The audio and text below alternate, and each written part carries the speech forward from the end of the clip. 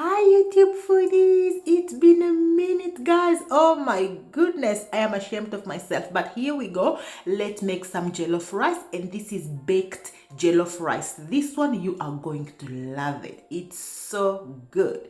So here are the ingredients that I'm going to use. I have them on the caption, and I will also mention down and everything else in the description below, so check that out. Okay, so while we are prepping our ingredient, let me welcome you all. If you are here before, or if you are new, welcome back for all the old subscribers, and welcome if you are new. If you are new, we are happy to have you today.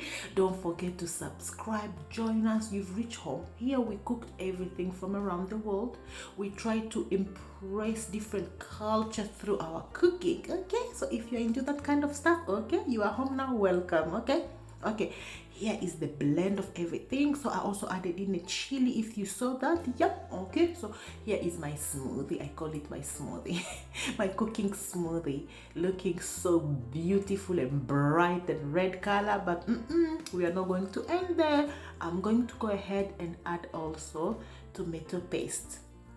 Listen, jollof rice is not my traditional meal, so this is just what works for me. Okay, so yeah, this is not a do it or not. This is just, my kind of what works, and it works for me. It's always delicious. Okay, anyway, so here I'm adding in a quarter cup, and I was just showing you the measurement. I used the actual measurement, a quarter cup of tomato paste. I'm going to mix this well, and then I love to cook this before adding any oil to this until kind of the water has evaporated. Okay, and I cook this on a medium heat, about 15. It takes about 15 to 20 minutes. Okay, medium to high heat.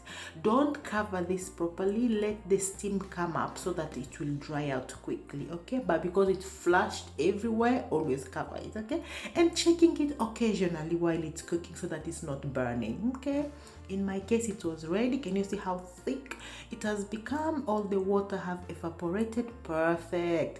And now we're going to go ahead and add in the rest of our ingredients. So we're going to begin first with the oil, and I'm just using olive oil. You can use any oil of your choice, and I use about 1/4 cup, maybe to half a cup of oil. It's up to you, but a quarter cup is my perfect kind of a sweet spot for me. It's not too much oil. Okay, and then we're going to go ahead and add in our seasoning. I will mention them in the description below, guys, so don't you worry. Okay, and our another issue, just a Knorr chicken seasoning. Again, it will be down in the description below. So we are going to fry the seasoning and the tomato again for about 5 minutes. In the meantime, here's the rice I'm using. I use jasmine rice. You can use whatever rice of your choice. Okay, I've washed my rice. My spices and the tomato have fried for a minute, so I'm going to go ahead now and add in the rice. At this stage, I like to use my spatula. It really scoops nicely. It doesn't leave anything behind. I love this silicone spatula, guys. Can you see that? It really scoops everything beautifully. Okay, add in my drained washed rice. And again, the measurement for the rice, I use 3 cups, but it will be down in the description below. And what I'm going to do now, I'm going to fry the rice. You will see what I mean. I'm going to make sure I fry the rice in this tomato based goodness for about 2 to 3 minutes, sometimes even 5 minutes if I have time. Can you see that burn there? Yes, that's what I wanted, because I want this to come out smoky. Don't burn it to the point that your food is smelling burn. Yeah, but I wanted that. Yeah, bring in flavor. Okay, another thing that I love to add to my jollof now is the coconut milk. You can add water or your favorite stock, but this was a coconut jollof rice. Oh my goodness, I forget I always warm my coconut milk, guys, but you know what, I'm ashamed of myself. This time I just straight on add it in. But yeah, next time make sure you remove your coconut from the can previously, heat it up on on the side, and then you pour it in. Okay, don't do like me. Anyway, mix it in well, and at this stage, if you feel that your rice need water, add in another hot water. The ratio of the rice you cook will the ratio of your rice depends with the ratio of the liquid you use. So I only added in half a cup of hot water.